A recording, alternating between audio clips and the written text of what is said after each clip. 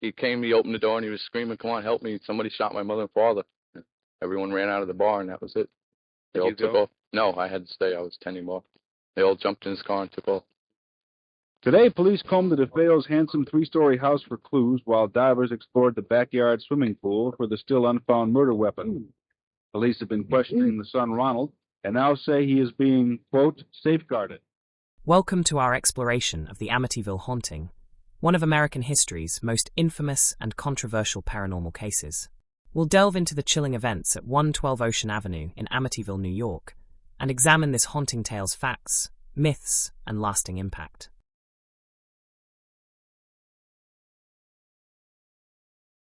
On November 13, 1974, 23-year-old Ronald Joseph DeFeo Jr. committed an unthinkable act. In the dead of night, he systematically murdered 6 members of his own family. His parents, Ronald Sr. and Louise. His sisters, Dawn, 18, and Allison, 13. His brothers, Mark, 12, and John, 9. All were shot with a .35 Marlin rifle as they slept in their beds. After the murders, DeFeo ran to a nearby bar, frantically claiming, "You got to help me. I think my mother and father are shot." Initially, he tried to pin the blame on a mob hitman, but under intense questioning, he eventually confessed to the crimes. During his trial in 1975, DeFeo's defense team argued that he was insane at the time of the murders, claiming he had been driven by voices in his head. Despite these efforts, DeFeo was found guilty of 6 counts of second-degree murder and sentenced to 6 consecutive life terms.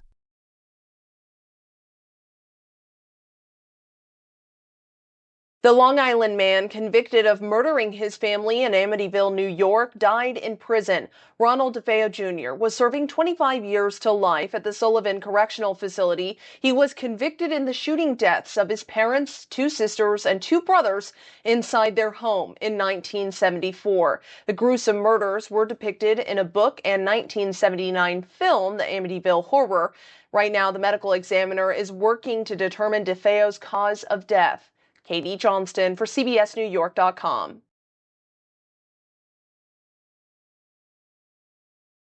For 13 months following the murders, the house at 112 Ocean Avenue stood empty, a silent reminder of the tragedy that had occurred within its walls.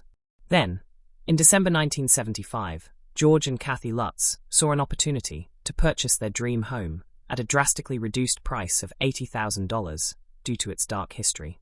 The family were aware of the house's past, but were determined to make it their home. Before moving in, they even had a priest bless the property, hoping to cleanse it of any lingering negative energy. George and Kathy Lutz appeared on Good Morning America on July 26, 1979, alongside actor James Brolin, who played George Lutz in the original Amityville horror movie. George and Kathleen Lutz are with us this morning to talk about what happened during those 28 days in Amityville. And James Brolin, super young man, actor. Thank you. Yes, much pleasure. Good to see you again, Jim. He plays George Lutz in the movie, and Jim is with us this morning, and it's great seeing you again. Great seeing you again. Lutzes, good morning to you both. Good morning. All right, first of all, the book and the movie depict all these kind of weird, strange things that happened in the house during those 28 days when you were there. What kind of things, George, happened? Physically, what were some of the things that happened that scared you? Well, at first, just moving into the house was fine. It's a lovely house. Yeah. And we enjoyed moving in. Within a week, Kathy's hand had been touched by something that we discussed and couldn't explain. It was just something unseen. I mean, this is in the daylight, or was it? Yes, it's during the day. right. Okay. We also had hordes of flies that would appear within 2 rooms. And no matter how many times we would kill them, they would reappear. Right, now, flies can be a real problem in this part of the country in the summer, in any house, you know. But if you have 2 or 3 or 4 within 1 room, that could be commonplace. But when you're talking over 100... Well, this was the winter. Yes. You're talking about how many? Over 100 flies. Over 100 at flies. one time. And then you'd go around and kill them. They'd be lying on the floor. You'd come back an hour later, and they would be there more. Okay. There's something about green slime. What was that? On the wall in the movie, this green slime comes out of the walls, right? George, did that happen? As the movie did it, not exactly, no. Yeah. It was more of a gelatin kind of substance that we thought the children had somehow mixed something up and spilled it around the house. The next time it happened, the kids were at school, and there was just no way to explain how it got there. Did you all call a contractor or a carpenter or anybody to come and look and try to? We had several repairmen come in. Telephone repairman came 3 times because each time we would try and communicate with the priest, we would run into faulty connections. We had extreme fluctuations in the heat, between 40 and 50 degree fluctuations. 3 times the serviceman came in. One time he was there, he heard the furnace functioning, and yet there was no heat within the house. The temperature was at 40, and yet the thermostat read 80. Okay, now, but you had somebody inspect the entire heating system. Goodness knows those of us who live in the North know what can happen with heating systems in a house, especially old houses. George, there was also something about black in the toilets, the water black, and making the ceramic, the bowls or whatever the black. China itself, it wasn't in the water. The china itself turned black. And at first it was one bathroom and then another and then another.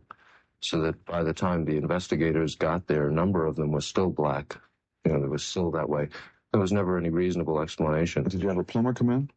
I mean, when you first spotted it, it wasn't a problem with the water.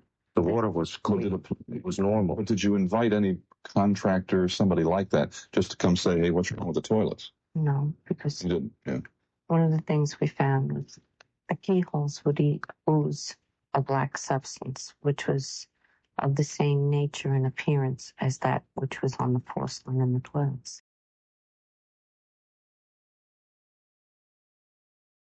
Ed and Lorraine Warren were renowned American paranormal investigators and authors who gained fame for their work on high-profile haunting cases. Their investigations have inspired numerous books, films, and TV shows, cementing their place in popular culture. Edward and Lorraine were both born in Bridgeport, Connecticut. Ed was a U.S. Navy veteran and former police officer who became a self-taught demonologist. Lorraine claimed to be a clairvoyant and light trance medium. In 1952, the couple founded the New England Society for Psychic Research, which served as the base for their paranormal investigations. They claimed to have investigated over 10,000 cases throughout their careers. Perhaps their most well-known case, the Warrens investigated the alleged haunting of a house in Amityville, Long Island in 1976.